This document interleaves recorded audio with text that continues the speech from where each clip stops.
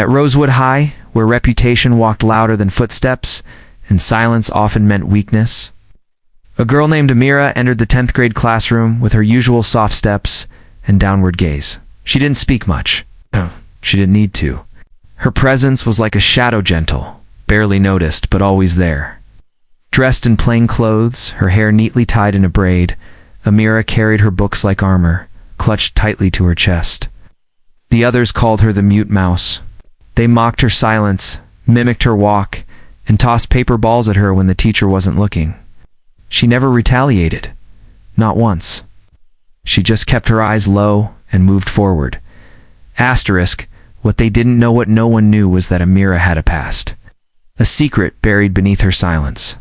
And the day they laid hands on her throat was the day that secret would come roaring out. Asterisk, the bullying had started months ago. At first, it was whispers in the hallway. Then came the tripping, the cruel notes, the purposeful shoulder bumps in the corridor. But the ringleaders were two boys, Zane and Timer, known not only for their size, but their shamelessness. Both were sons of local politicians, used to being untouchable. They laughed the loudest, mocked the hardest, and led their little gang of followers like hyenas. Asterisk, it was the third week of the new term when things escalated. During biology class, Amira was quietly sketching a frog diagram when Zane snatched her notebook, flipping through the pages and laughing at her drawings. "What is this kindergarten art class?" he sneered, holding it high while Timer reached over and grabbed one of her pencils, snapping it in half. The class chuckled, though a few students looked uncomfortable. But no one said anything. Number one ever said anything? Asterisk, Amira didn't react. She just sat still, her fingers twitching slightly on the desk. Her eyes fixed on the chalkboard as if none of it bothered her. That calm infuriated them. "She thinks she's better than us," Timer muttered, his voice sharp with ego. Asterisk, she thinks she can ignore us.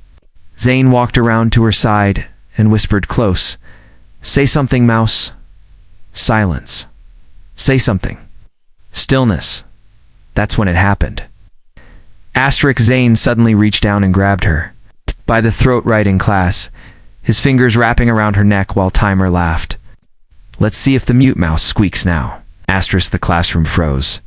Even the teacher had stepped out for a moment. No one expected what happened next. Asterisk, in one motion so fluid it looked like water, Amira's hand shot up and clamped around Zane's wrist. The silence in the room shattered with the sound of a joint twisting snap. Ch! As she wrenched his arm backwards, spinning out of her seat. Zane let out a howl of pain, dropping to one knee as she flipped his hand in the air, using his own force against him. Then Timer lunged forward, yelling, but Amira ducked low, spun under his arm, and with a sharp motion, snapped his wrist back just enough to disarm, not destroy. He screamed, falling backward into the desk. Asterisk gasps filled the room. Phones were out recording. The quiet girl had turned into a storm. Asterisk, Amira stood there, her breath calm, eyes finally meeting theirs, cold, steady, and filled with fire. "I ask for peace," she said, voice low but firm, "but you chose war." Asterisk, the classroom erupted with whispers and awe. Some students clapped slowly. Others sat in stunned silence.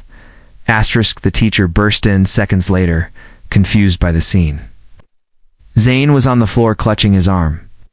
Timer was moaning and red-faced. Amira stood between them like a statue carved from strength itself. Asterisk, Amira, what happened?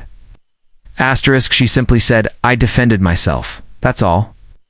Asterisk, later that day, the principal called her into the office. Her mother sat beside her, calm, composed, and clearly proud. "She warned them," her mother said, "and she has every right to defend herself. Will not tolerate her being touched." Asterisk, but that wasn't the twist. The twist came when the security footage was reviewed, and the principal discovered something even more shocking. Amira had been coming to school early every day and practicing martial arts alone in the abandoned gym. Asterisk, she wasn't just any student.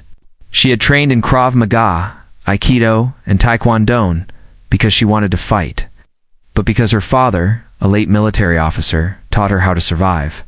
He had once told her, being strong doesn't mean hurting others, it means stopping them when they try to hurt you. Asterisk, the school didn't expel her. They couldn't. The footage proved everything. But Zane and Timer faced disciplinary action, and worst of all for them, public humiliation. Asterisk, by the next day, the video had gone viral.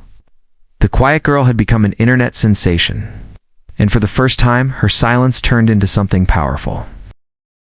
The events of that day had sent shockwaves across Rosewood High. Within 24 hours, the video had been shared across social media platforms, local news, and even landed on national blogs. Titles like Quiet Girl Flips, Bully Like an Action, Hero and High School Justice Done Right floated across feeds everywhere. But while some cheered her courage, others whispered rumors. How did she do it? Who taught her? Was she dangerous? Asterisk, Amira didn't care. She walked the halls the next morning just like she always had, quietly, calmly, without a single word. But this time, no one mocked her. They moved aside. Some nodded with respect. A few even tried to talk to her, but Amira kept her circle, small and her mind clear. She wasn't here for fame. She was here for one thing: peace. Something she hadn't known in a long time. Asterisk, that evening, back at home, her mother sat across from her at the dinner table. It was a modest home, small, filled with memories of a life that used to be whole before Amira's father passed. Her mother, Nayla, was a woman of fierce strength behind soft eyes. She had raised Amira alone, working 2 jobs, never complaining once. But tonight, there was something on her face that Amira hadn't seen in years. Concern? Asterisk, you showed them what you were capable of, Nayla said gently, sipping her tea. But now, you've shown the world too. Asterisk, I didn't want to, Amira replied, her voice just above a whisper. They forced me. I just wanted to live quietly. Placed her cup down. I know, sweetheart. But there are people in this world who don't like quiet strength. They see it as a threat, especially when it's wrapped in discipline and silence. Asterisk, Amira nodded. There's more, isn't there? Asterisk, Nayla paused for a long moment. Then, slowly, she stood up, walked over to an old locked drawer, and took out a worn leather file. Asterisk. She handed it to AMIR. Asterisk, what's this? Asterisk. Your father's legacy. And mine, Nayla said, eyes heavy with truth. Asterisk, inside the file were photos of a younger Nayla, dressed in military combat gear, standing beside her father in foreign terrains. But what shocked Amira most were the documents. Asterisk, her mother, had once been an undercover intelligence officer. Asterisk, you were in the military? Asterisk, Nayla nodded. We both were. That's how we met. But I was part of a covert operation unit. After your father died, I left everything behind. I didn't want that life for you. But I knew the world wasn't kind to girls who stayed soft. So, I taught you the basics. Your father taught you the rest. Asterisk, Amira's mind spun. Her whole life she thought her mother was just a hard-working widow. But now, it made sense why she was always so precise, so watchful, so prepared. Asterisk, that night, Amira lay in bed staring at the ceiling. The events of the last few days burned in her mind. The humiliation she had endured for months, the sudden fame, her family's hidden past, something else, something darker. The next week, the school was trying to rebrand the event. The principal, sensing an opportunity, arranged a self-defense seminar with Amira as the guest speaker. She declined. Asterisk, I'm not a performer, she told them. I just want peace. But peace wasn't in the cards. One afternoon, while walking past the teacher's parking lot, she heard a familiar laugh. Zane, asterisk, he was leaning against his father's car, surrounded by a few older boys she didn't recognize. His arm was in a sling, but his smirk was very much intact. Asterisk, look who's back from Ninja Land, he sneered. Enjoy your 15 minutes, freak. Let's see how tough you are when the camera's not rolling. Asterisk. The older boys stepped forward. One cracked his knuckles. They weren't students. They weren't even from Rosewood. These were recruits guys Zane's father had probably sent to teach her a lesson. Asterisk, but Amira didn't flinch. She calmly set her backpack down and whispered, "I didn't want this. But you just can't help it, can you?" Asterisk, the first guy charged. "Bad idea." Asterisk, Amira dodged, swept his leg, and sent him crashing face first into the pavement. The second came in with a punch, but she ducked, caught his wrist midair, and twisted it with surgical precision. The last guy hesitated, then ran. Asterisk, Zane, face pale, turned and fumbled with the car door. Asterisk, "Don't ever come near me again," Amira said, her voice calm and deadly. "Because next time, I won't hold back." Asterisk, by the time the teachers arrived, the scene was over. No one touched Amira. They had learned. But that wasn't the final threat. Asterisk, one day later. An email appeared in the school's administration inbox anonymous, threatening, and detailed. It claimed Amira was a trained weapon, dangerous to other students, and demanded her expulsion. It included exaggerated footage and claims that she'd nearly broken bones with military techniques.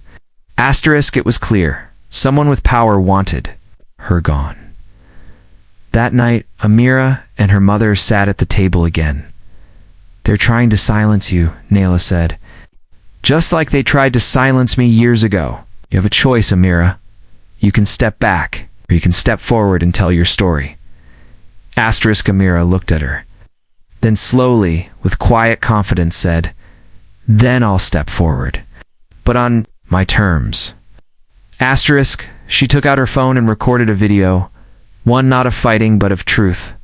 She told her story. The bullying, the abuse, her silence, the discipline her father taught her, and how defending yourself doesn't make you dangerous, it makes you human. The video went viral again. Asterisk, but this time, didn't just go viral in her school, it reached parents, teachers, celebrities, even organizations that worked with bullied students. She received messages from all over the world. Some cried, some thanked her, while some said her video gave them the courage to fight back with truth, with grace, and with strength.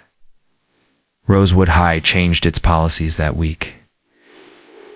Self-Defense Club was created, led by certified instructors, and Amira became its honorary founding member. Asterisk, Zane's father.